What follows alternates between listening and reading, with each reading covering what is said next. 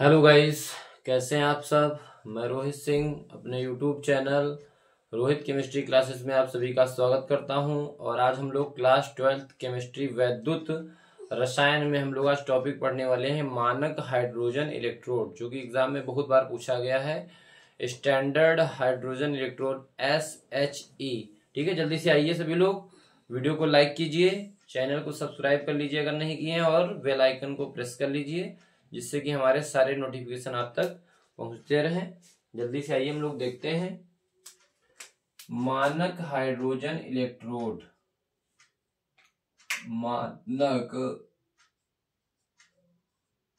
मानक हाइड्रोजन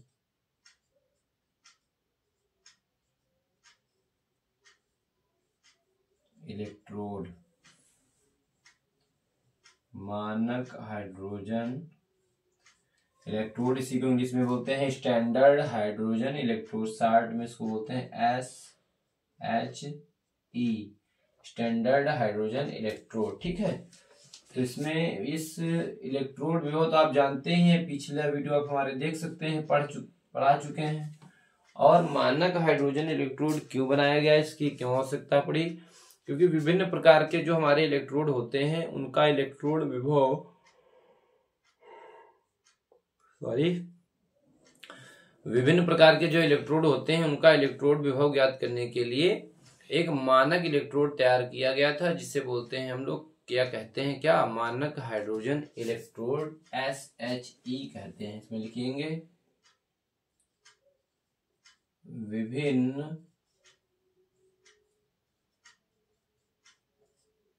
प्रकार के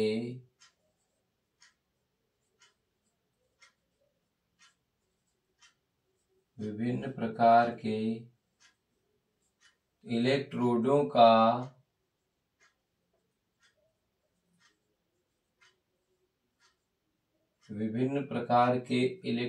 का इलेक्ट्रोड विभव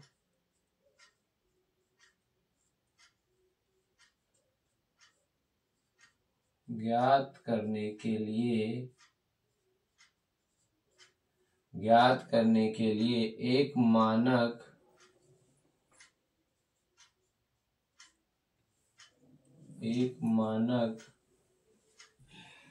इलेक्ट्रोड बनाया गया, तैयार किया गया, जिसे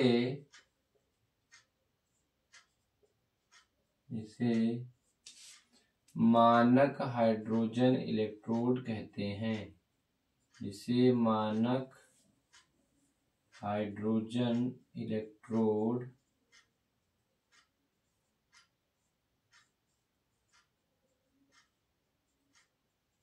कहते हैं। ठीक है, ये परिभाषा डिफिनेशन हम लोग बताएंगे कि विभिन्न प्रकार के इलेक्ट्रोडों का इलेक्ट्रोड विभव ज्ञात करने के लिए एक मानक इलेक्ट्रोड बनाया गया, जिसे मानक हाइड्रोजन इलेक्ट्रोड SHE कहते हैं। अब इसकी संरचना आपके सामने हमने फिगर एक बना रखा है, तो इसकी संरचना में क्या है वो आप लोग बताएंगे। जो मानक हाइड्रोजन इलेक्ट्रोड बनाया गया, इसकी जो संरचना है वो क्या है। देखिए, संरचना में कुछ नहीं है, इसमें एक बर्तन में, एक पात्र में HCl का विलयन भर दिया जाता है, और वह HCl विलयन कैसा होता है, उसकी मोलरता होती है 1, और टेम्परेचर कितना होता है 25 डिग्री सेल्सियस। मतलब HCl का ऐसा विलयन जिसकी सांद्रता 1 मोलर हो और टेम्परेचर कितना हो 25 डिग्री सेल्सियस हो। और इस विलयन में, HCl के विलयन में, कांच की नली द्वारा प्लेटिनम के तार से प्लेटिनम की प्लेट लटकी रहती है, और इस कांच की नली में एक वायुमंडलीय दाब 1 atm पर हाइड्रोजन गैस भरी होती है। बस इतना सा इसमें स्ट्रक्चर होता है और कुछ नहीं। और जिस भी इलेक्ट्रोड का, नए इलेक्ट्रोड का, यहाँ पर हमने लिखा है दूसरे बर्तन में इलेक्ट्रोड लिया है, इसके नीचे हमने लिखा है नया इलेक्ट्रोड। इसका मतलब इस इलेक्ट्रोड का हमें इलेक्ट्रोड विभव ज्ञात करना है।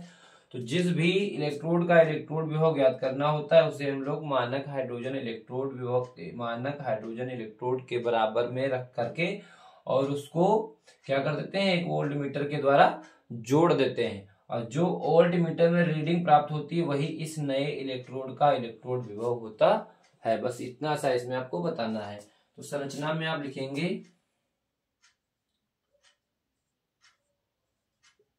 एक बर्तन में HCl का विलयन, एक बर्तन में HCl का विलयन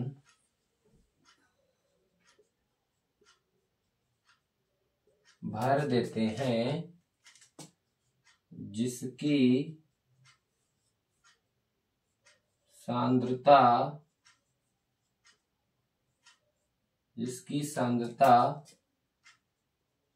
1 मोलर तथा ताप 25 डिग्री सेल्सियस होता है। ठीक है।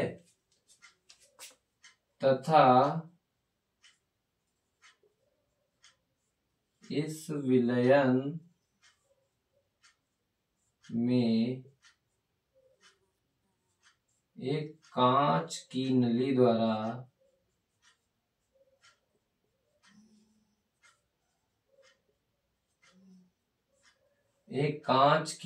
द्वारा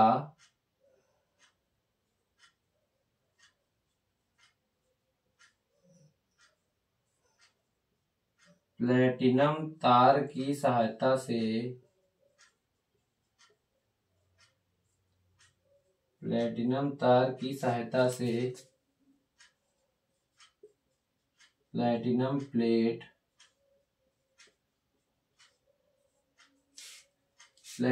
प्लेट लटकी रहती है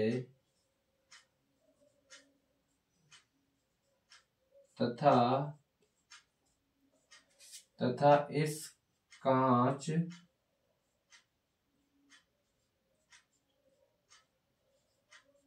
की नली में 1 ATM, या हिंदी में आप वायुमंडलीय दाब लिख सकते हैं, 1 ATM पर हाइड्रोजन गैस भरी होती है।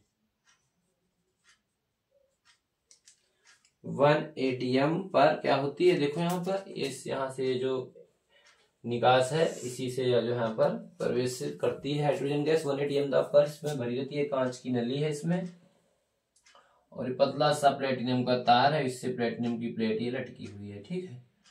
और इसमें फिर क्या करेंगे, हम लोग लिख देंगे इसकी, क्या लिखेंगे, संरचना होगी इसकी, क्रियाविधि कैसे कार्य करेगा मानक हाइड्रोजन इलेक्ट्रोड विभव, क्रियाविधि। इसकी क्रियाविधि क्या है, हमने अभी आपको बताया। एक हम लोग मानक हाइड्रोजन इलेक्ट्रोड तैयार करते हैं और जिस भी नए इलेक्ट्रोड का इलेक्ट्रोड विभव ज्ञात करना है उसे बराबर में रखकर एक वोल्टमीटर के द्वारा जोड़ देते हैं, और जो भी रीडिंग प्राप्त होती है वोल्टमीटर में वही इस नए इलेक्ट्रोड का इलेक्ट्रोड विभव होता है। तो इसमें लिखेंगे, क्रियाविधि में लिखेंगे, जिस नए इलेक्ट्रोड का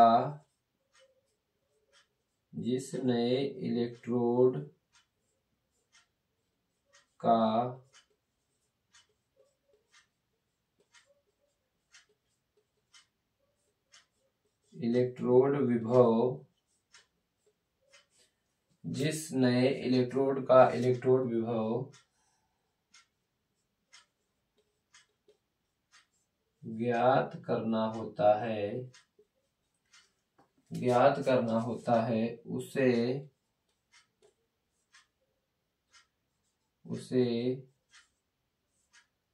मानक हाइड्रोजन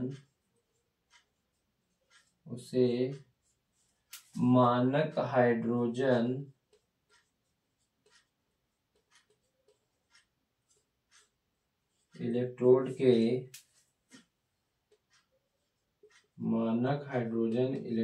के बराबर में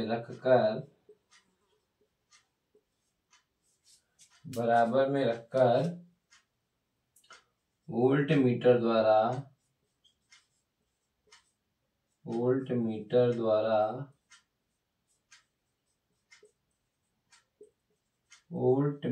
द्वारा जोड़ देते हैं तथा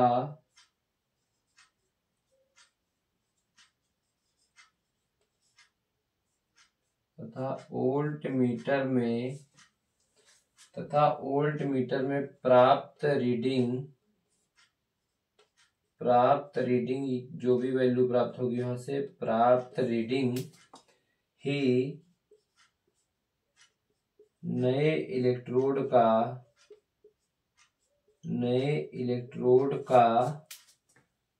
इलेक्ट्रोड विभव